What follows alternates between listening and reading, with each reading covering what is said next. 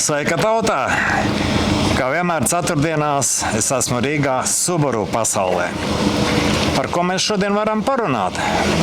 Par laikām dažām tēmām, kuras šobrīd ir aktuālas cilvēkiem, kuri dzen mašīnas uz servisiem. Viens ir tas, ka pēkšņi pie nelieliem nobraukumiem var arī pārplīst siksna. Izrādās, ka ir modeļi un izpildījumi, kuri nesarūsē kopš 2006. gada, kā arī iespējas daudz ko izdarīt Subaram, uzlabot viņu, ja viņš rūpnieciski nav tajā līmenī, kādā jūs gribat. Ejam pie Aināra. Sveiks, Ainār! Čau! Tu aizdomīgi stāv pie servisa vārtiem. Ikdiena, kur tas citur būšana šeit, darbnīcā. Tu kaut ko gribi interesantu šodien pastāstīt un parādīt. Jā, ikdienas darbi, bet šis tas ir neikdienišks. Piemēram, šāds te auto, kas stāv iekšā. Tas zilais? 2006. gada Justy. Un vēl zinu, kāds viņš tur vispār ir. 2006. gads Justys. Manā izpratnē viņam vajadzētu būt jau metālūžņos nopūšam, kā jau lielajam vairumam Subaru, ir tīpaši tādiem maziem, ne? Jā, kurus tur liekas tā kā ikdienā nav vajadzīgs, tā kā bišķiņu pabraukšanu, bišķiņu pabraucot mašīnu ļoti labi rūsē. Tā kā, jā, bieži vien šādi auto būtu jau kaut kur nolikušies, tiešām metālūžņos. No kurienes viņš tāds ir vispār? Šis ir no Beļģijas. Mēs jau vienreiz vienu mašīnu skatījāmies no Beļģijas. Arī šo mēs pacelsim, paskatīsimies, kā Subaru izdzīvo ne Latvijā. Ceļam augšā! Beļģija jau neatšķirās baigi no Latvijas apstākļiem. Varbūt reaģentu mazāk, varbūt sniega mazāk. Tā mašīna ir turēta kaut kādā speciālā garažā, vai? Nē, es saprotu, ka mašīna ir ikdienā lietota Beļģijā. Un cik es esmu bijis Beļģija, Holanda, tad īsti tur tās ziemas nav tik traki. Jā, sniegs ir, bet laikam, kad nav tik daudz un tie reaģenti netiek bērti uz ceļu. Un attiecīgi šādas te mašīnas, kas nonāk no tādām valstīm, parasti izskatās šādi. Te arī, kur var paskatīties. Pacēlājs, kas ir 98. gada un atrodas telpās, ir bišķiņu vairāk norūsējis, kā šis tas Subaru, vai ne? Jā. Šis ir pierādījums tam, ka Subaru tāpat nerūsē, nestāvē. Kā sakot, tas ir tikai ārēju apstākļu pēc. Kārtējo reizi atgādinu. Un, ja jūs dabonat šādu mašīnu, tad ir vērts viņu. Šī mašīna baigi vēl pat nav apstrādāta. Tagad cilvēks izdomās apstrādāt, arī to piedāvāsim. Šeit ir kaut kādi citi mazi defekti no vecuma, bet jā, unikāla lieta, protams, kas Subaru reti sastopams ir šāda veida tilts, tā kā džipiņam. Jā. Vispār šis aparāts ir interesants ar to, ka viņam ir 1.3 motors priekš šīs virsbūves ir pietiekami, ir pilnpiedziņa, ir žiperīgs, ir maziņš. Jā.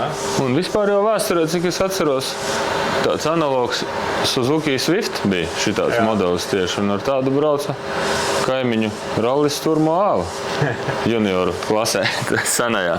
Tā kā arī rallija gēni šai mašīnai tomēr ir iekšā, un ja kāds izdomās šādu nopirkt priekš trasēm, droši vien baigais aparāts. Labi, paskatīsimies, kas tev vēl ir interesants.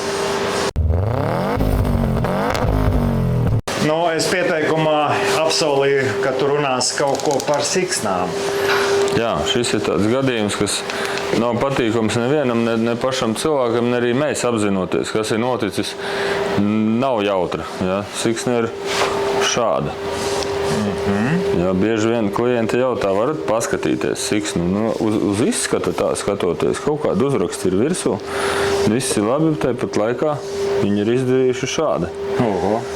Un tas, pie kā es gribētu pakavēties un vērst uzmanību cilvēkiem, ir tas, kad Zobsiksnes maiņa ir tas, ko nevajadzētu noteikti atlikt, un jāņem vērā dažādas lietas. Ir pārsvarā cilvēki rēķinās ar nobraukumu, bet šis te gadījums ir tieši mašīna maz braukusi, bet ir pagājis ilgs termiņš. Un termiņš ir tikpat svarīgs kā nobraukums. Un, ja skatās uz pārējām daļām, kas tur dzinējā, tie saucamie ruļļi un spriegotāji un tā tālāk, tas viss izskatās kā jauns.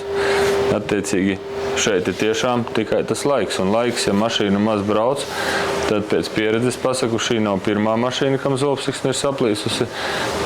3 gadi, varbūt maksimums 4 gadi, ja jūs nebraucat ar to mašīnu vai braucat maz. Ieteicams ir mainīt. Pat neieteicams, vajag izdarīt, jo šeit izskatās, ka būs vai jālabo dzinējs, vai jāliek cits, jo vārsti būs līki. Tāpēc sajūtām izskatās. Tāpēc ar šīm te apkopes informācijām, vai viņas ir skaidri zināmas, ir kaut kāds rēķins, nobraukums, kad tas ir darīts, tam ir kaut kāda ticamība. Tiklīdz nav skaidrs, arī tas attiecināms gan uz eļļām, gan uz svecēm, gan uz tām lietām, kuras mēs nevaram redzēt. Tad labāk ir nomainīt un mierīgi braukt, ja tā mašīna jūs apmierina.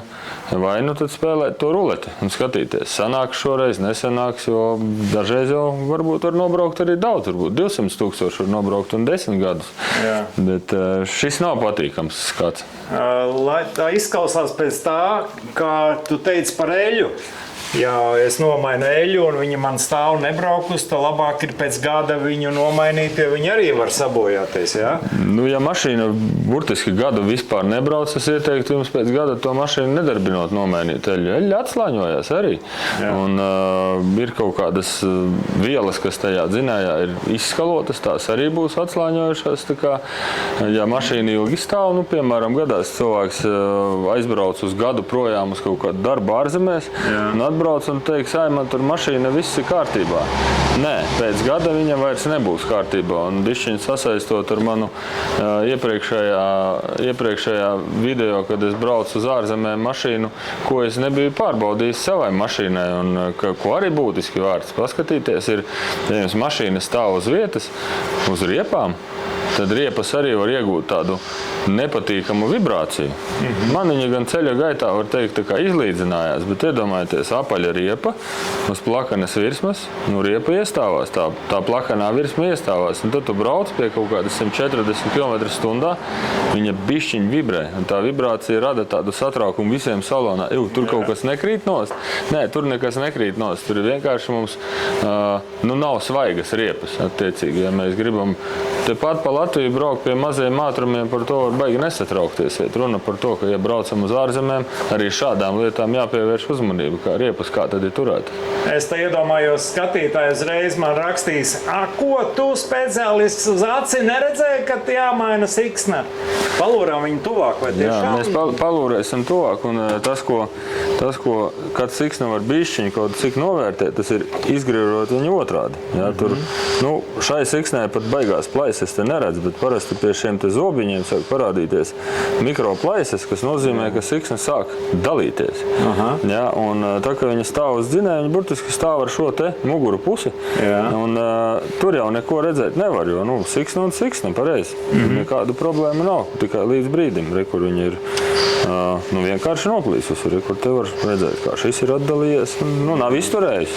Laiks ir prasījis savu. Cik tad tā siksna ilgi stāvēja, kad viņa šitā pārplīst? Tā mašīna nav stāvējusi, viņa ir maz braukta, respektīvi tie nobraukumi ir bijuši mazi.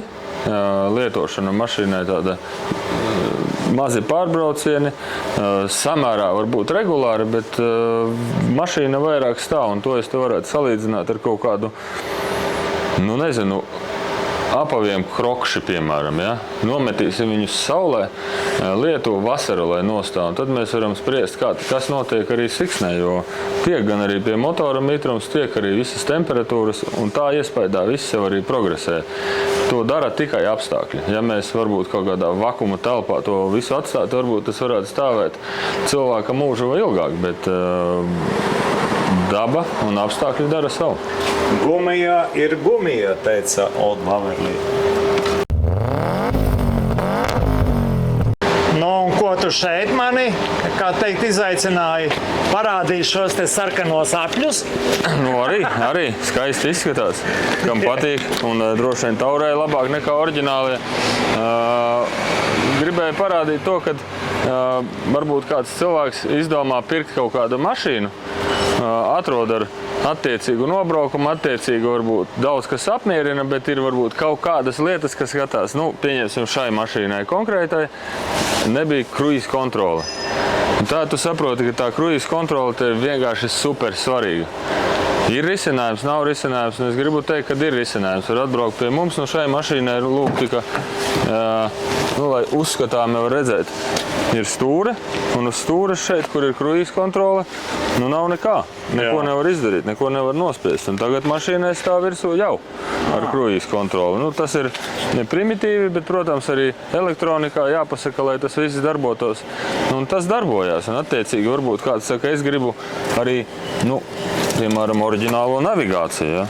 Nu, tur ir tāds parastāks maģīts. Var ielikt. Šeit ir rakstīts tāds fonā, tāds map. Ja? Skaidrs, ja? Ka tas darbosies. Nu, par oriģinālajām navigācijām te gan ir stāsts atsevišķi, ka viņas nav tik efektīvas, kā, piemēram, Waze vai kaut kādas Google Maps un tā tālāk, kur ir visas aktuālās kartes.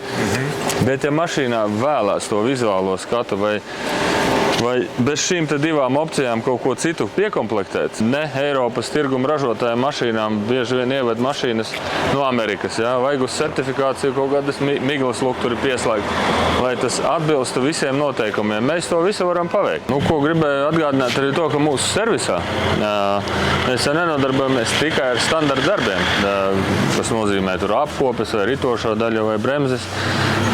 Atgādinu to, ka taisam kvalitatīvu pretrūsas apstrādi. Kā varēja redzēt, arī varam palīdzēt piekomplektēt labāku mašīnas komplektāciju. Un vēl jau arī pa brīdim kāds piezvana un prasa, vai pie jums var pārbaudīt mašīnu, kad vēlās nopirkt mašīnu. Arī to mēs varam jums parādīt, plusus, mīnusus, stāvokli noteikti tik, cik neiejaucoties iekšā mašīnā, un uztaisīt tādu padziļinātu diagnostiku un balstoties uz savu pieredzi, protams. Jūs varat arī atbraukt pie mums, arī mums ir pārdošanā 1, 2, 3, 4, 5 auto, un arī vēl šis tas, ko jūs varat atbraukt un varbūt izvēlēties, varbūt starp tiem auto ir kāds jūsējais. Paldies, Ainār! Visi tie, kuri vēl domā, zvaniet Aināram. Laiks pie šīm zvaigznītēm pieķerties.